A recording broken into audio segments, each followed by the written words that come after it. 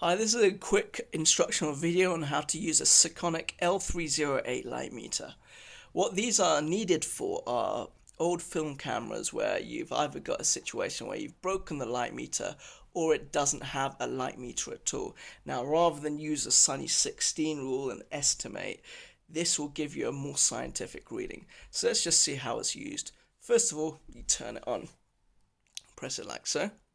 And the number one thing you've got to do is you've got to make sure that the ISO is set to whatever your film speed is. So I've got it set to 100. If you wanted it at, say, for example, 200, you press down the ISO button here. And you got the up and down buttons here. And you just press up until the point that you get ISO 200 like that. Okay. Then all you've got to do is set your shutter speed. So for example, if you wanted to use 250th of a second, okay, you hold it here and it tells you need f2.8. okay, all I did was press that button.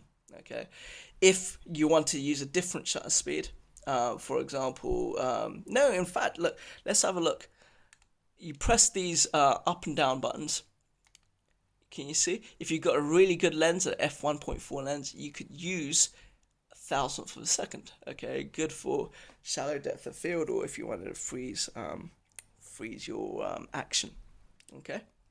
The other way it's useful is you just set it on your flash mode. It's got this EV. I don't know what that does here. That's flash mode. Okay, and you set this to your sync speed. Let's just say the sync speed was a 60th of a second.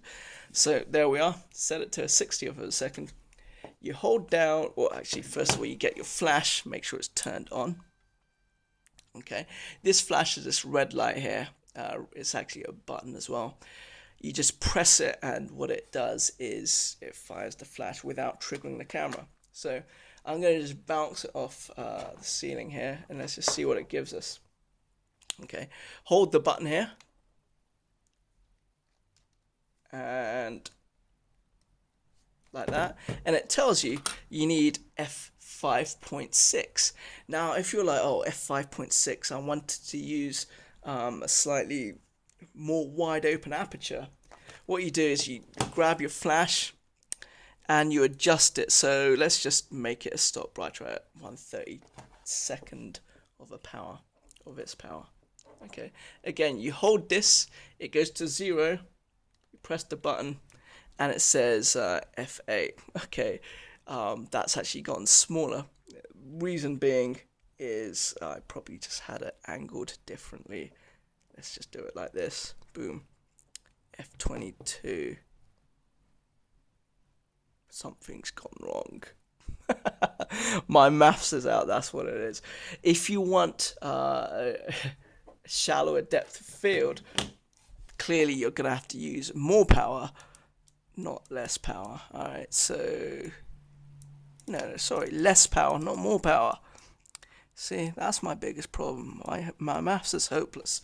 Alright, let's try that again. Right, this is at 1/64th. It says f11 if I fire it directly at that. If you then go to 128, there we are. Boom, f11. Okay, so it tells you how to use your flash basically to get your exposure. Your exposure is going to be perfect as long as you don't move the flash to a different position. Or you don't, say for example, put this into like bright sunlight and then you shoot in the shade. Make sure you use this wherever your subject is and it will get the exposure spot on. Thanks for watching. Goodbye.